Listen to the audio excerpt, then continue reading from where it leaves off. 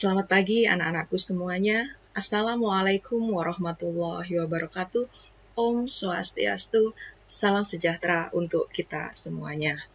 Di kesempatan hari ini di pembelajaran daring online untuk pertemuan yang kedua, Ibu harapkan kalian masih tetap semangat belajar ya. Jadi walaupun kita masih belum bisa melakukan pembelajaran secara bertatap muka, Ibu harapkan tidak mengurangi rasa semangat kalian untuk terus belajar ya, mengasah ilmu kita. Pada pertemuan kedua hari ini, Ibu akan menjelaskan tentang materi kita awal, yaitu mengenai besaran dan satuan. Nah, tujuan pembelajaran kali ini ya, itu siswa diharapkan mampu memahami konsep besaran pokok, besaran turunan, dan satuan dalam suatu pengukuran. Kemudian, siswa diharapkan juga mampu membedakan antara besaran pokok dan besaran turunan serta alat ukurnya. Kemudian, adapun tujuan yang lain yaitu siswa diharapkan mampu menentukan suatu konsep pengukuran dari beberapa alat ukur. Nah, sekarang Ibu akan berikan pengertian apa itu besaran dan satuan. Besaran adalah segala sesuatu yang bisa kita ukur dan bisa dinyatakan dengan angka. Contohnya, ada panjang, kemudian ada massa, waktu, suhu, luas, volume, dan lain sebagainya. Kemudian, apa itu arti mengukur ya? Mengukur adalah membandingkan sesuatu dengan sesuatu yang lain, yang sejenis, yang ditetapkan sebagai satuan. Contohnya, kalian mengukur panjang tiang bendera yang panjangnya itu adalah 17 meter. Jadi 17 itu adalah sebuah nilai ya. Kemudian meter itu adalah satuan ya anak-anak ya. Nah, besaran itu dibagi menjadi dua, yaitu ada besaran non-fisis ya atau non-fisik, kemudian ada besaran fisis ya. Untuk besaran non-fisis itu adalah besaran yang tidak bisa terukur ya. Jadi pendeskripsiannya itu secara kualitatif ya. Contohnya, misalnya pada gambar tersebut itu ada gambar seekor gajah ya. Jadi besaran non-fisisnya atau deskripsi kualitatifnya, contohnya gadingnya panjang ya, tapi panjang seberapa di situ tidak dijelaskan ya. Kemudian warna kulitnya coklat. Nah, itu adalah besaran non-fisis. Kemudian untuk besaran fisis itu adalah besaran yang dapat diukur ya anak-anak ya. Artinya pendeskripsiannya itu secara kuantitatif atau mempunyai nilai. Contohnya, tinggi dari gajah tersebut adalah 2,5 meter. Kemudian masanya sebesar 4 ton ya. Kemudian panjang badannya adalah 5 meter. Itu adalah contoh dari besaran fisis. Kemudian, apakah itu pengertian satuan? Ya, satuan adalah pembanding dalam pengukuran suatu besaran. Contohnya, satuan panjang itu ada meter, kilometer, ya. Kemudian sentimeter, kemudian satuan waktu, contohnya ada detik, menit, jam, ya. Kemudian satuan massa ada gram, kilogram, ya. Kemudian ada kuintal, ton, ya. Kemudian ada satuan suhu, contohnya Celsius, Reaumur, dan Kelvin. Kemudian sistem satuan. Sistem satuan itu dibagi menjadi dua macam anak-anak. Yang pertama adalah sistem metrik. Ya. Sistem metrik dibagi lagi ada MKS sama CGS. Ya. MKS itu terdiri dari meter, kilogram, second. Kemudian CGS itu bisa dijabarkan menjadi sentimeter, gram, dan second. Ya. Kemudian ada satuan dari sistem non-metrik atau sistem British. Ya. Jadi sistem British ini biasa dikenal dengan sistem internasional atau disingkat dengan SI. Ya. Sistem satuan yang digunakan ilmuwan di seluruh dunia. Ya. Jadi sistem internasional ini digunakan oleh seluruh ilmuwan di seluruh dunia atau biasa disebut the metric system. Di tahun 1971 sudah ditetapkan ada 7 besaran dasar ya anak-anak yang dikenal secara resmi sebagai International System atau SI, Le System International des Units.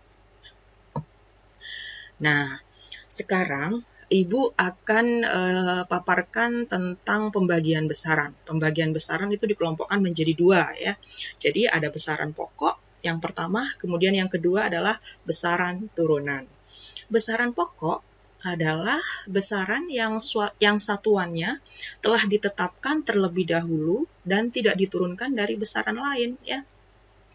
Jadi dalam Satuan Internasional atau SI ada 7 besaran pokok yang punya dimensi. Kemudian ada besaran pokok yang tidak punya dimensi anak-anak. Nah, sekarang ini Ibu paparkan 7 besaran pokok dalam sistem internasional ya yang memiliki dimensi. Yang pertama adalah panjang atau istilah Inggrisnya length, satuannya meter. Kemudian dimensinya adalah L.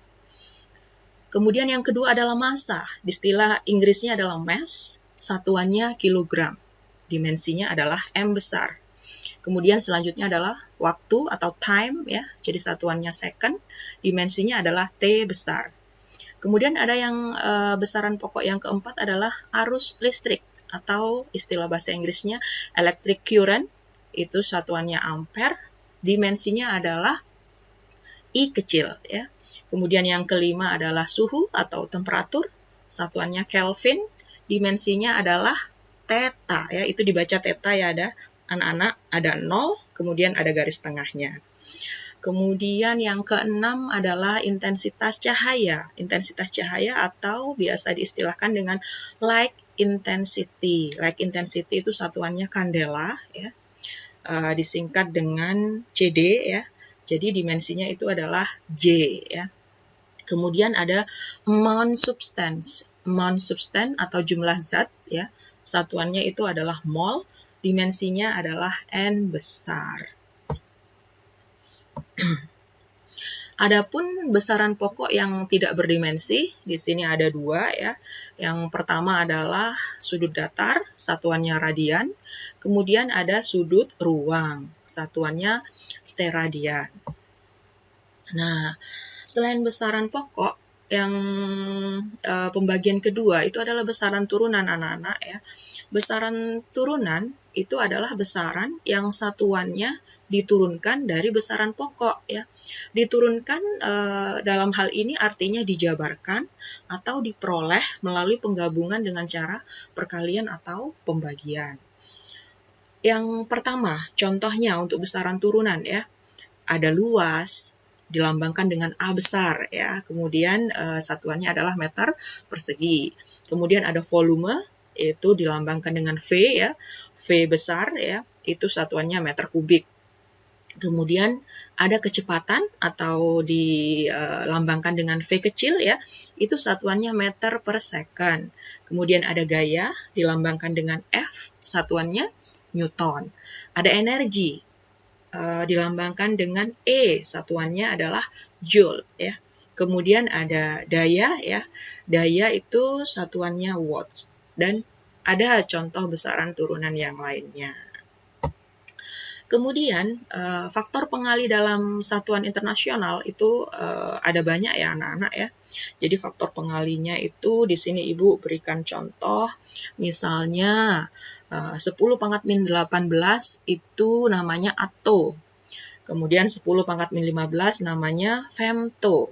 10 pangkat min 12 itu namanya pico.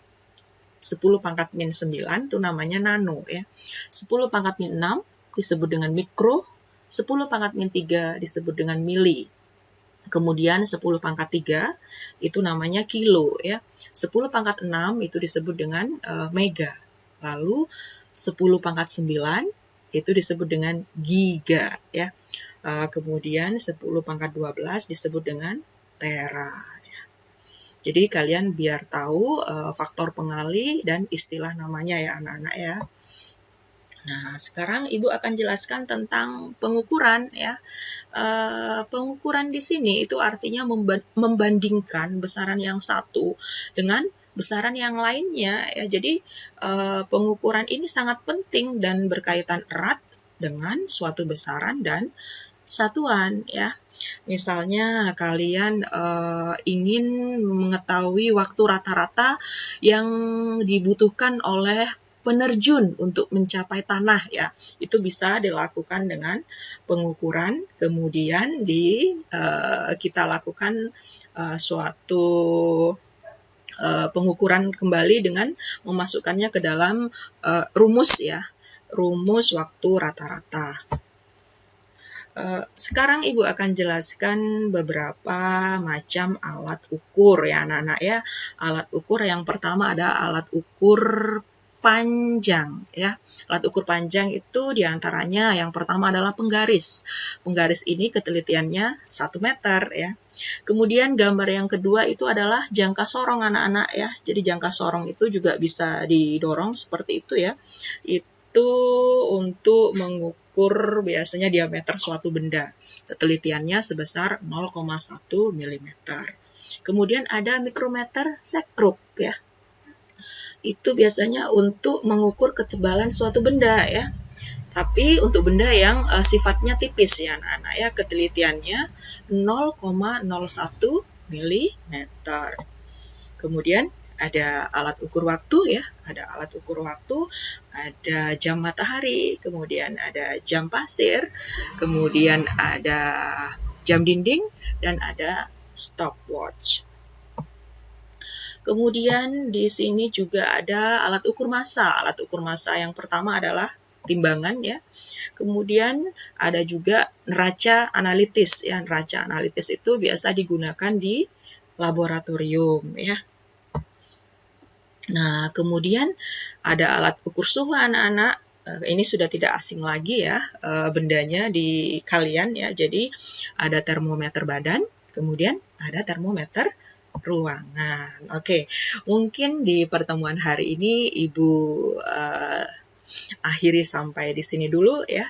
Jadi ada sebuah kata bijak yang menyatakan bahwasanya pendidikan adalah paspor untuk menuju masa depan, untuk hari esok yang dimiliki oleh mereka yang mempersiapkannya hari ini. Jadi, kalian harus tetap semangat mempersiapkan masa depan kalian dengan tetap semangat belajar. SMK bisa, SMK hebat. Sekian dan terima kasih dari Ibu. Sampai jumpa di pertemuan berikutnya.